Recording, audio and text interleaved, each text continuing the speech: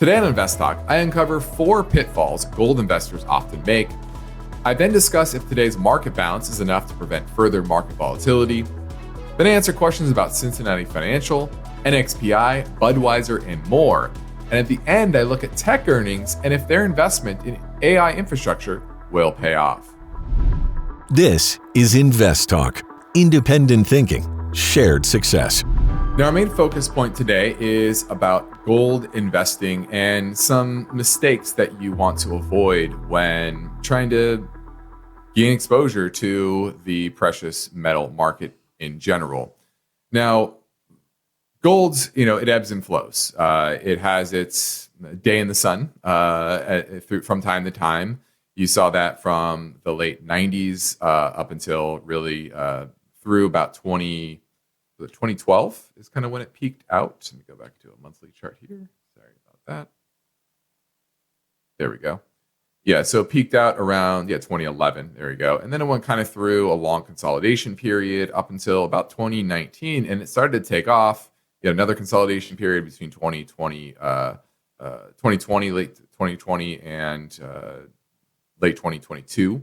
But overall, it's been in an uptrend for the last couple of decades. If you go based on 2000 highs in equities, gold has certainly outperformed equities. And so I think for everybody, especially in a world of monetary debasement, you are likely to, and geopolitical uncertainty, you're likely to see gold continue higher. Now, that doesn't mean that it has to go higher every single month or every single quarter or even every single year. It can have periods of consolidation, pullbacks, et cetera. And I think you certainly can see that. So the first thing to understand is no tree grows to the sky. It's going to have its challenges from time to time.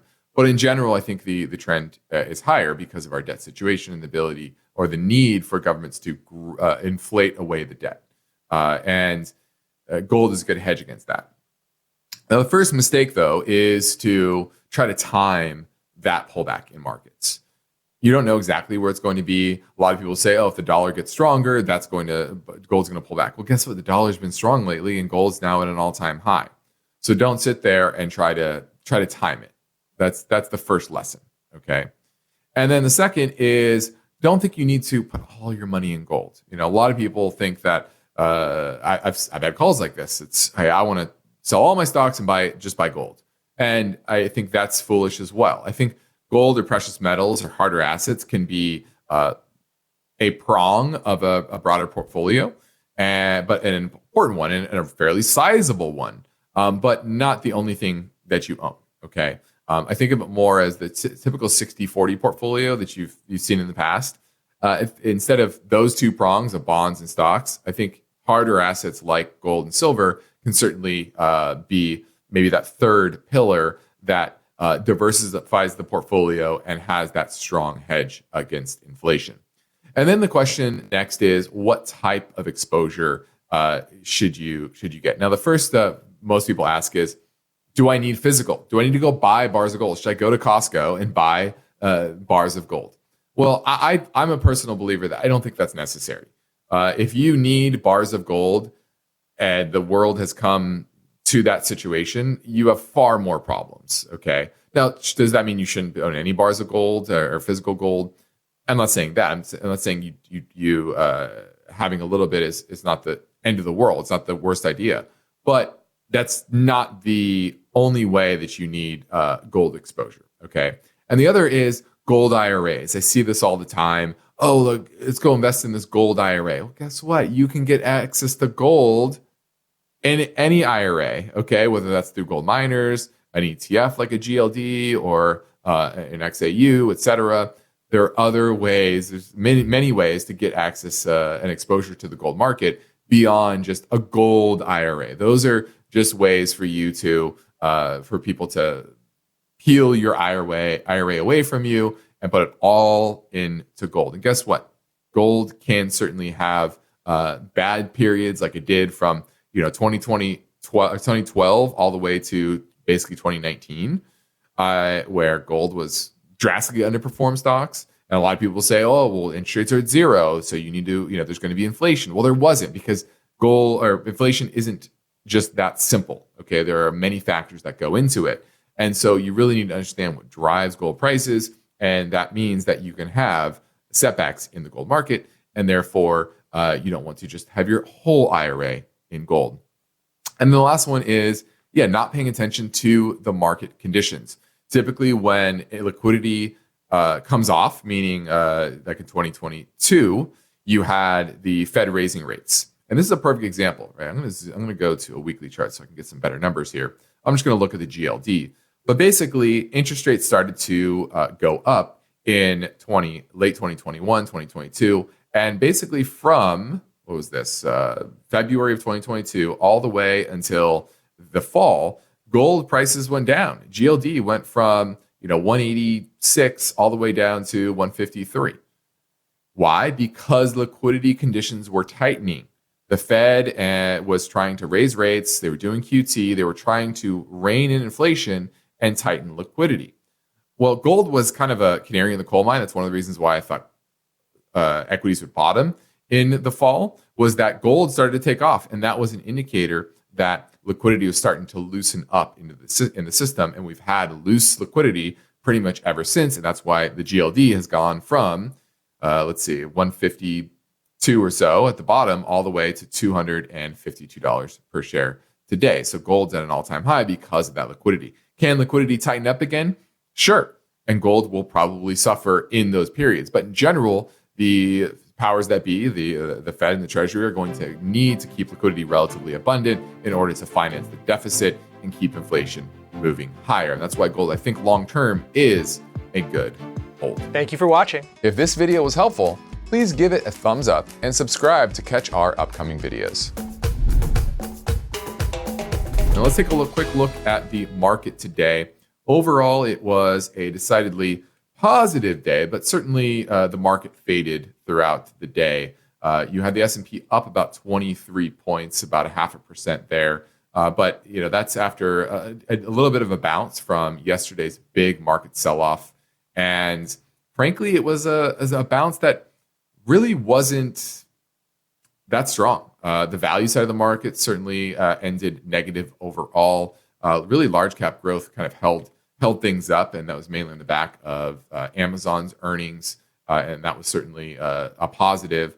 But if you look at, for example, small caps, those lagged a bit, and like I said, the value side of the market was certainly struggled. And I think you could see some more downside into next week as we approach the election. And obviously, markets are going to jockey for position based on their expected outcome, and then ultimately that outcome will probably drive less of a major market move, but more of a market rotation. And obviously, it depends on which sectors do better, and that will ultimately drive markets up or down. What do you think of Cincinnati Financial Corporation? C for China, I for India, N for Norway, F for France. Do you think it's a good long-term hold? Thank you. Bye. All right. Looking at Cincinnati Financial, and this is in the insurance business, offers commercial and personal lines of insurance, commercial casualty, and commercial property insurance. So this is a boring industry. Nobody really likes the insurance industry. Doesn't get you excited, but for me, what gets me excited are good businesses, profitable businesses with good balance sheets. And Cincinnati Financial certainly checks a lot of those boxes. You're talking return equity around 25%, return on invested capital around 23%, very minimal debt on its balance sheet, $2.5 billion in free cash flow on an enterprise value of $20 billion. That's a pretty nice free cash flow yield, over a 10% free cash flow yield. You definitely like that. The technicals are strong, and certainly in an uptrend, and you certainly want to continue to see that. They've been buying back shares consistently throughout the years. If you go back 10 years ago or so, they had about 164 million shares outstanding, now about 156. So the amount of shares outstanding continued to go down, and that's how they are returning capital, in addition to paying a nice 2.3% dividend yield. Now, is this the right time to buy after this run? I do think technically you're seeing some active divergence. You're definitely seeing momentum slow a bit here, but this is the type of name that you do want to own. Probably want to wait for a pullback. Somewhere in the 125 to 130 range would be an ideal buy zone for Cincinnati Financial. But overall, I'm going to give this a thumbs up. Thanks for the call. Now, we love a live call, and it's a good way to kick off a Friday. Don from Walnut Creek, California, asking about CVE, and he listens to InvestTalk via our podcast. How you doing, Dan? Fine, thanks, Justin. How you doing? Good. So you're looking at Cenovus Energy, correct? Yeah. I know. I think you said that you guys have it for your clients. And I purchased some. It hasn't done too good. It seems to be underperforming the other oil stocks. Mm-hmm. And I was wondering what your thoughts were on it now.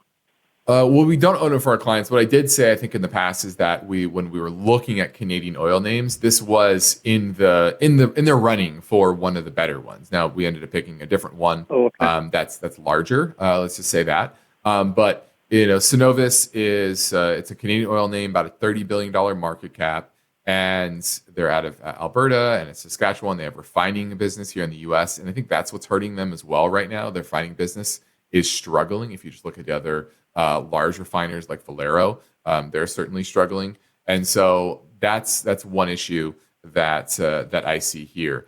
So it's not a bad company. It's just going to be more volatile because that refining business, because it is it does produce a lot of its oil and gas from Canada, which tends to be a high cost area to produce oil and gas, and so its profits are just going to ebb and flow more with oil prices, and so. Now the oil prices are down on their luck.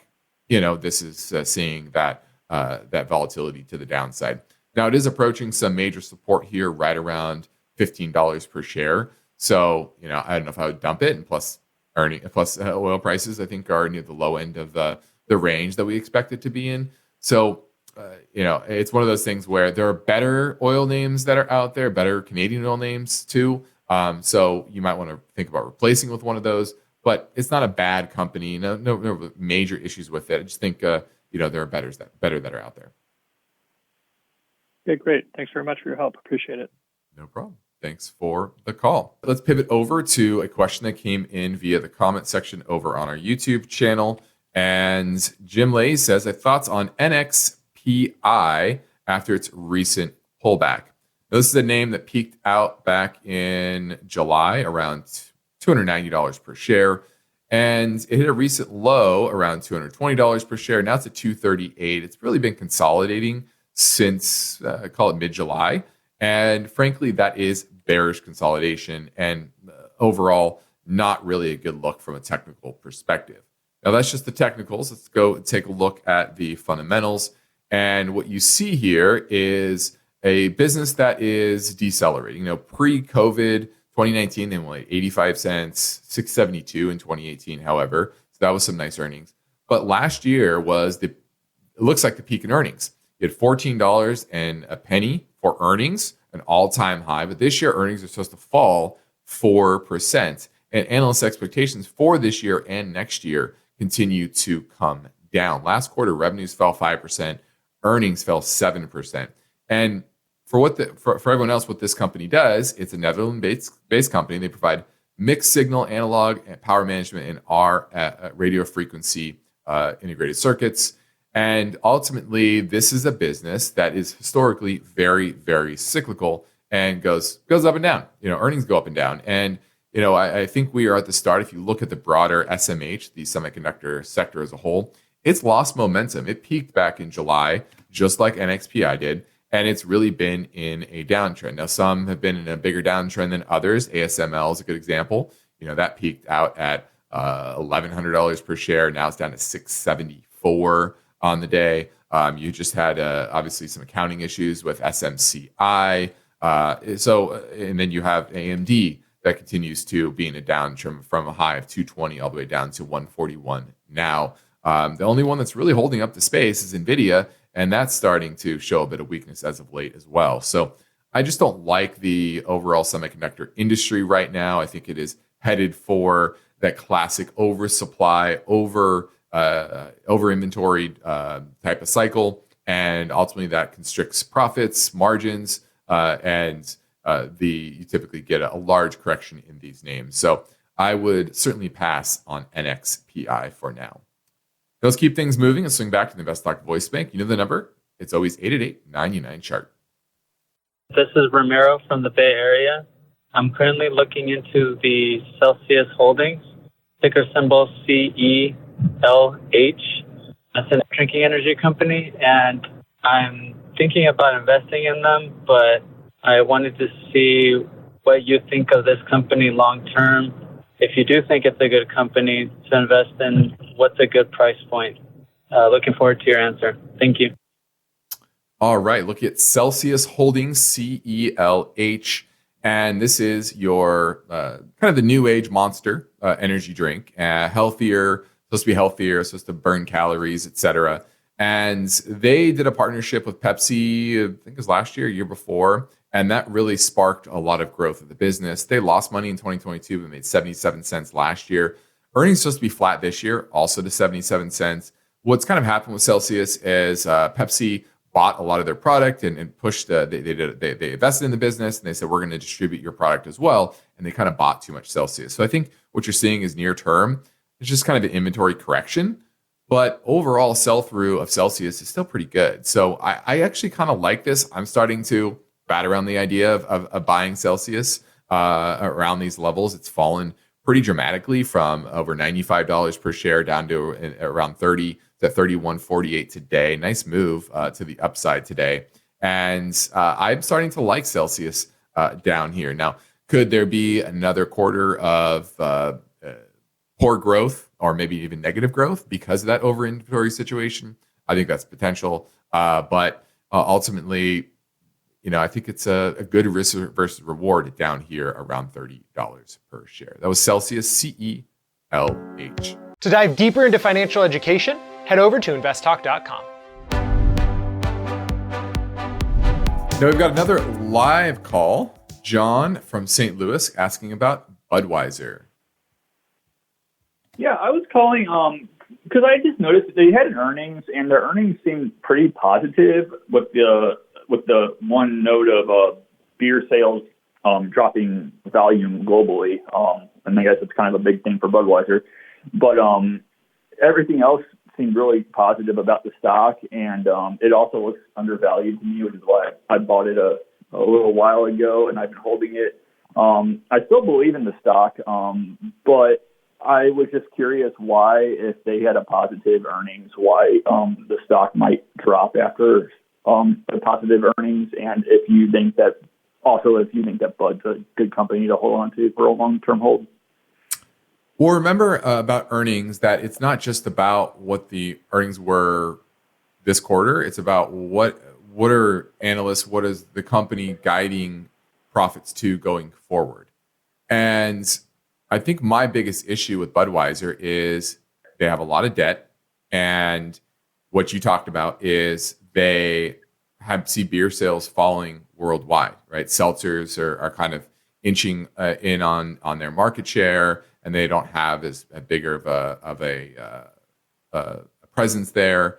And so when you have there's a combination, a killer combination that can really take down any business, even a pretty decent, great brand like Budweiser. And that is a lot of debt with shrinking profits, shrinking cash flow.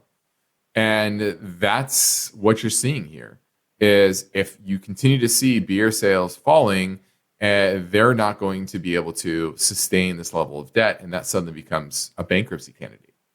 Okay. And guess what the value of that equity is? It's nothing. And so in these instances, I want to lean a lot on what the chart's telling me. And the chart is telling me not many good things, right? The reaction to the earnings falling from it's about $65 about a week ago. Now we're down to $59.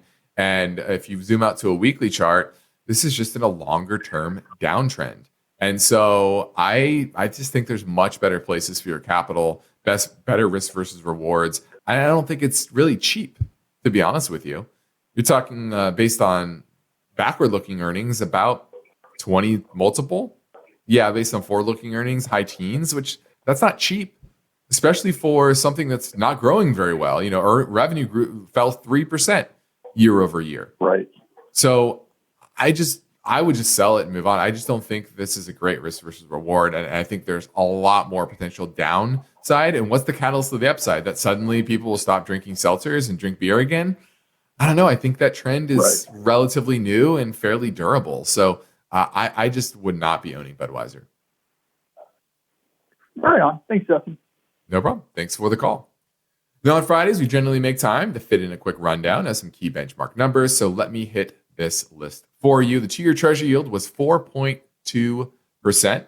And for some perspective, last week it was 4.07%. So you saw the 2-year continuing to move higher despite a jobs number that was fairly lackluster. Overall, you continue to see the Fed rate cuts being priced out of the market. Usually a Fed follows the 2-year Treasury rate, just a heads up here. And when it's at 4.2, that's kind of telling you that the Fed might cut 2 more times and then stop. That's pretty crazy, right? So, but follow what the market's doing. That's usually what the Fed does, okay? The 10-year Treasury, that did move up from 4.21% last week to 4.36% at the close this week. So nice move up on the 10-year as well. Gold prices did dip slightly from $27.38 an ounce last week to $27.36. But like I said, kind of overbought a little bit. Probably needs to go through a consolidation or pullback period. Would not shock me at the current levels in gold prices. Silver, that was down a little bit as well from $33.59 an ounce to $32.47 an ounce. Bigger pullback there. Oil was at $69.66, down from $71.64 at the close last week. The national average for a gallon of gas, regular gas, $3.12, 2 cents lower than it was last week, and way down from where it was just 122 weeks ago, a couple of years ago, at $4.25. Now, California averages $4.55 per gallon. Wow. We pay a lot here. That's a 4-cent decrease, though, from last week. Now, for comparison, in Mississippi, the gas is averaging $2.68 per gallon. Now, guess what? We asked for live calls, and you responded, and we will go talk to Bob in San Ramon looking at MNKD, which is MannKind Corporation. Yes. And you own it, or are you looking to buy it? I actually own it. Okay. And I wanted to find out if you think it's a good stock. The chart looks wonderful, but it's being so heavily shorted. It's really got a tremendous number of shorts, and I wanted to get your opinion on that, what that means. Well, it means that the market is betting that the hype around their products is not going to meet the expectations. I should say that. And the reality is that's most biotech companies. Now, the good thing about MannKind is that it's actually profitable. Now, it wasn't profitable really up until last year when it finally made money of 2 cents, supposed to make 9 cents this year and 17 cents next year, about a $2 billion market cap. And what they do is they develop inhaled therapeutic products for patients with endocrine and lung diseases. Okay, so it's one of those names that has a lot of hype around its business, like most biotechs. But and it's like I said, it's rare because it's profitable. But how much actual profits can it squeeze out of these products is the big question. Because guess what? 17 cents a share in earnings doesn't justify a $7.17 share price. It's going to need to drastically increase those earnings from where they're at now. Now, the market is expecting that. Right? Revenue grew 49% last quarter. Profits grew 600%. So it's on a nice growth trajectory. Frankly, I would probably hold it, mainly because the chart is pretty good. Like you said, it's in an uptrend. I see no issues with it. As long as it's still growing its earnings, the market's going to continue to expect that. And you're going to see short squeezes. So that short interest, as long as things are going well, it's actually going to bring fuel to the fire. It means that people are going to be in pain. They're going to have to buy to cover their position. And that naturally brings in more buyers of the stock. So, usually I don't like biotechs, but I like the fact that this is now profitable and profits are headed higher. It's still very high risk. You could easily have growth slowing. If suddenly growth slows once again, it already slowed from 150% revenue growth last June quarter to 49% revenue growth this June quarter. A lot of that's the law of large numbers. So, but it's going to need to continue to grow, 30, 40% top line in order to meet the market expectations of where it's trading. And as long as it does that, it will probably, once again, add fuel to the fire with the short covering. But if it suddenly has a 15 or 20% revenue growth quarter, which sounds great, this stock is going to get hit hard. So understand it's very high risk. You probably want to trim a little bit to right size your position over time. But I would keep it and ride the wave of short covering from a lot of those shorts. Okay, that sounds great, because I know they have a bunch of stuff in the pipeline. They keep talking about the different phase testing, that stuff in the pipeline, which might be there and might not be there. Yeah, well, exactly, and that's a lot of biotechs. What's good though about this one is that it's not losing money anymore. It has positive free cash flow, so it doesn't have to continue to issue shares like a lot of biotechs do. Most biotechs, they spin a great story, but they're burning capital and they have this great pipeline, et cetera. But it's all just a story. What's good about recently, basically since 2022, let's call it 2020, late 2022, the number of shares outstanding growth has slowed considerably. It's still going up, but at a very modest pace over the past year or so, which tells you that they don't need to issue shares anymore and dilute you, the shareholder, in order to make good on that pipeline. They're positive free cash flow, and they can continue to operate the way they are without issuing more shares. So once again, it gives them runway to operate on that, or to execute on that pipeline. But what's good is they're profitable, and I would hold on to it, trim slowly over time. Think about maybe January 1 from a tax perspective, maybe if that's what you want to trim. But I would keep a stop on it, probably the 100-day moving average. If it drops below that, that's when I would probably worry about it. But I would continue to ride it for now. Thanks for the call. Now let's briefly mention the newest KPP Premium newsletter, which will be distributed tomorrow. And this week in the KPP Insight section, we will discuss an update on the current market conditions.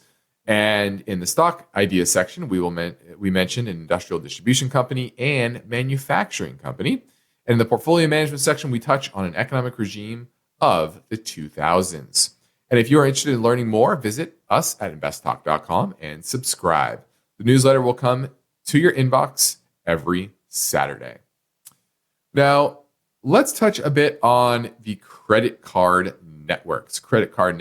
And, Visa and MasterCard, they trade at pretty high premiums, pretty high multiples to the overall market. Visa at 26 times, MasterCard at 30 times.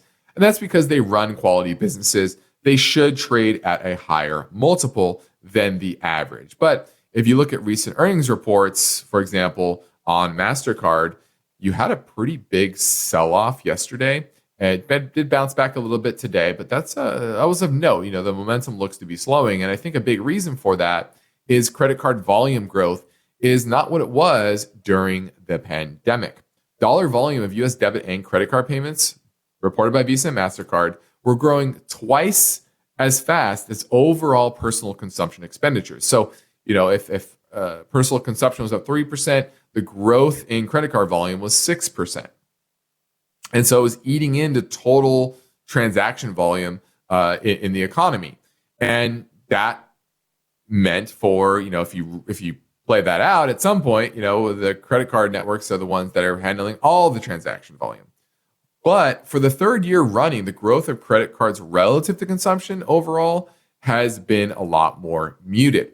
It's running at about a third faster, so still growing more, meaning taking a bigger share of cash transactions and other types of payments, but at a much, much slower pace.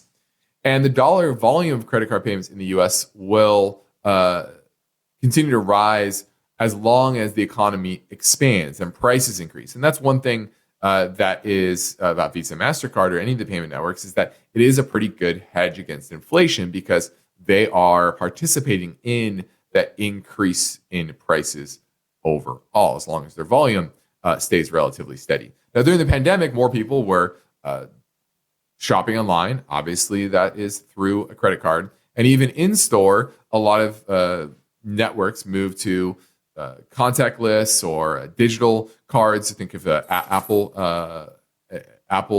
Pay on your phone, etc. Urban transit systems like the New York subway showed that you could pay at the turnstile with a tap, etc. And so it's a natural evolution that kind of the pandemic accelerated. But what you're seeing is there are increasing alternatives to these networks. Think of Zelle and Venmo. Okay, these are networks that are not using the Visa and MasterCard system. And then cryptocurrency, a new alternative for cash. And there are a lot of cards that allow you to transact in currencies. Now, there's a lot of them are still using the Visa MasterCard network, and then they just do a currency transaction between dollars and crypto when they swipe that. But over time, there will be more options within, I think, the crypto space to transact, and I think that could encroach on Visa and MasterCard's volume. Now, there are still some opportunities, though, for them, which is commercial payments. A lot of times that's paid via check or wire and not through the Visa or MasterCard networks. Now, most businesses, they avoid those payment rails, mainly because they don't want to pay the 2.5-3% transaction fee. You see that with a lot of gas stations, et cetera, that kind of give you two prices. At least here in California, I see that two prices for credit card or cash or debit. And so that's something to consider, is that they do have some opportunity there, but I don't think that will probably move very much. Now, there's also some other risks beyond just other payment alternatives, and that would be antitrust. You have Visa in the midst of an antitrust suit in regards to their debit card network and potential legislation around credit card swipe fees, and that could drastically hurt their business. I think that's probably an even bigger risk, at least in the short to medium term. I think long term, the crypto space and other alternatives are a big risk to Visa and MasterCard. But the near term, it's okay, what's going to happen with the next administration and these antitrust lawsuits? And so investors shouldn't take for granted that these are going to stay in place over the long term. That's why I think the multiples that many of these payment networks trade at could be in peril over the long term. So I wanted to highlight those data points. Okay. Elevate your investment strategy by joining the KPP Premium newsletter. Subscribe now for expert insights and tips. Hi, Justin or Luke. I just wanted to give you a call. I started my Roth IRA and I wanted to invest into a Vanguard mutual fund. I have $3,000 in there to invest it per their minimum requirement. And I've been looking at, certain mutual funds regarding their expense ratio, turnover rate, and looking for like a risk factor of probably 3 or 4 since I'm 22, just to get started. What's your thoughts on something that I should put my $3,000 into just to start my Roth IRA for this year?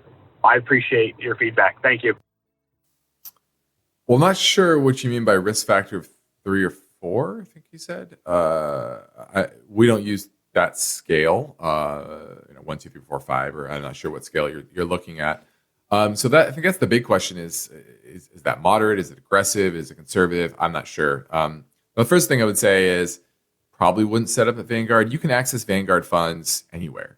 You don't need to be a Vanguard. In fact, Vanguard is not a good place to hold assets. Their service is poor. Just historically, it's just not a good place. There's no need to hold you should never really hold your money at any mutual fund company. It doesn't make sense.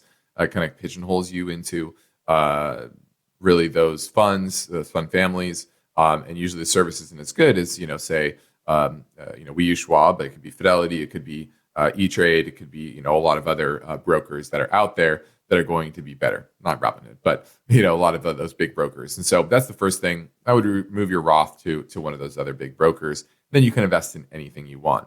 Now, if you're relatively young, what I would say is lean on the value side of the market. There are value ETFs. Vanguard has a value ETF. So focus on something like that, because I do think value over the medium to long term is going to continue to outperform.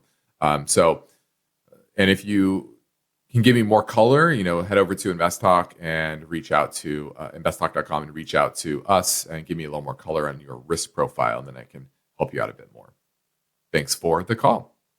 Now, lastly, let's touch on the tech earnings. And it was really powered by infrastructure surrounding AI. And they're spending tens of billions of dollars on the AI boom. And it's not about the business the software of AI.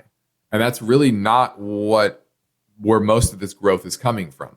It's actually the infrastructure to support the software. Now here, that's where I think there's an issue, a potential issue here. I think it was Global Crossing.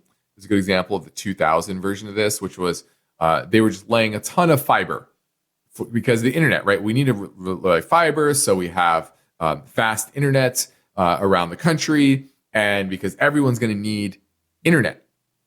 And what sounds to me, it sounds very similar to that. It's saying we need cloud infrastructure so that these AI tools can access our cloud, and they're paying for us to access that cloud and that computing power to run their AI software. And obviously that's going to be in higher demand. That's clear, right? AI is not going away. It's going to evolve. The question, though, in my mind is what type of real businesses will be created out of this AI boom? A lot of this software that's being developed will either fall flat on its promise of what it can do in the end, right? They're probably working toward, a lot of them are working towards something, but they may not actually get there. Maybe because the leadership team, or maybe just the technology isn't quite there yet. So that's number one. Number two is, okay, it might do what you want it to do, but what is the actual market for it? I think of like a biotech company, right? Oh, they might actually come up with a cure for X, Y, and Z, but what's the true market and how much profit can they actually earn from that drug? Same thing here. There'll be a lot of companies like that. They overestimate how much revenues and profits they can squeeze out of the tools that they're building.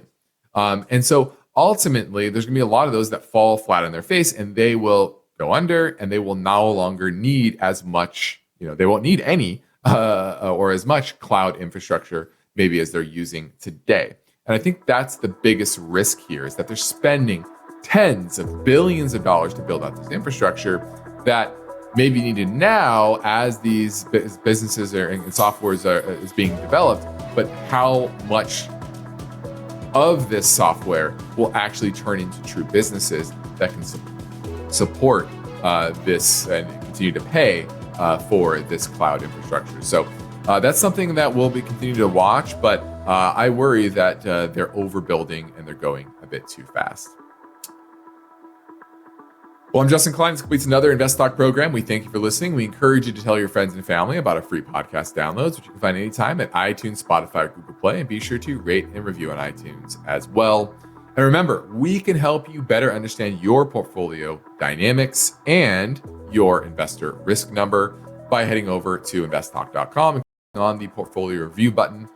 And this is a free and confidential service. This is InvestTalk, independent thinking, shared success. Have a good weekend.